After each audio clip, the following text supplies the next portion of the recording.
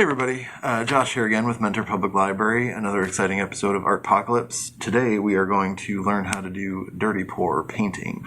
Alright, so the supplies you'll need for this, you'll need some canvas, some cups, it could be whatever size you want. I'd pick Dixie cups because you don't really need that much paint, especially for this small of a canvas.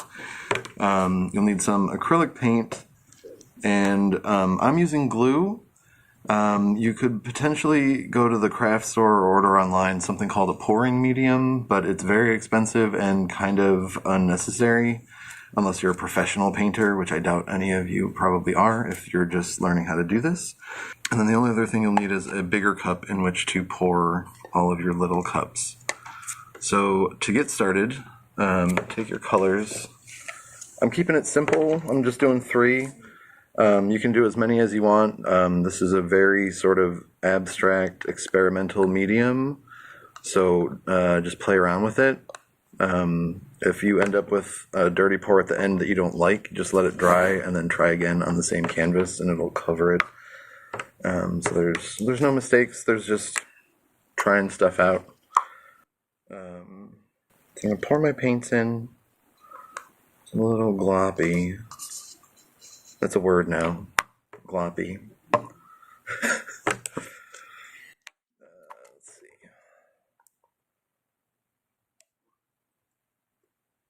So I think what the pouring medium does is a combination of what the glue does with some water. So it'll thin out the paint so it spreads over the canvas, but it'll keep the paints separate so that you don't end up with just a brown canvas. So when I poured it in, it's a little thick. Like I said, you don't need a whole lot. I filled it up to probably just a few centimeters above like the rim of, or the bottom of the cup. I'm just going to add a little bit of water, a couple drops to each one, just to thin it out a little bit. And then I'm going to add some glue. And I usually do about like equal parts glue to paint. Again, you guys are welcome to try more or less. In my experience, this is just a medium that you play around with, see what happens. Just bored one night and you got a lot of paint and nothing else to do, and just do some dirty pours. And then comes the fun part, is just stirring these up. You want to make sure they're all mixed together.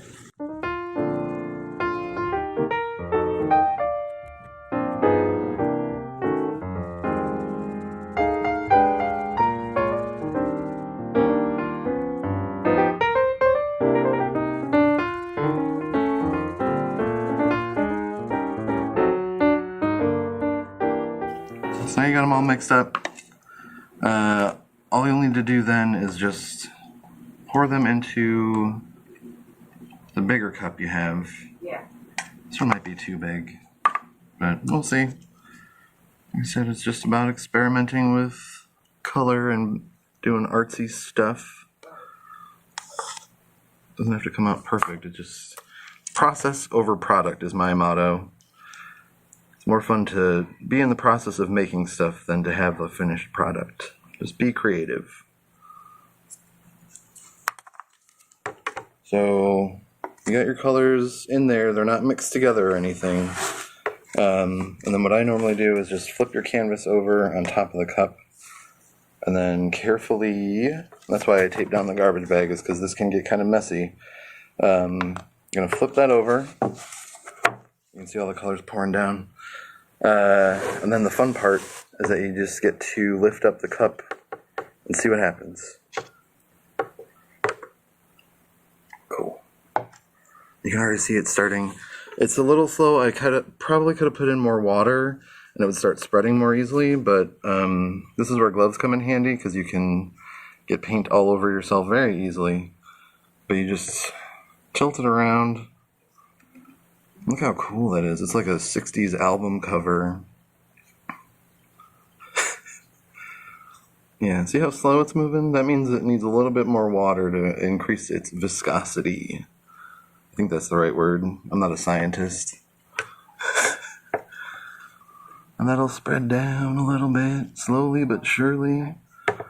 And you can see how it's kind of blending colors in certain places too. That's why I like to keep the color palette a little simple, because then those colors will blend together. There we go.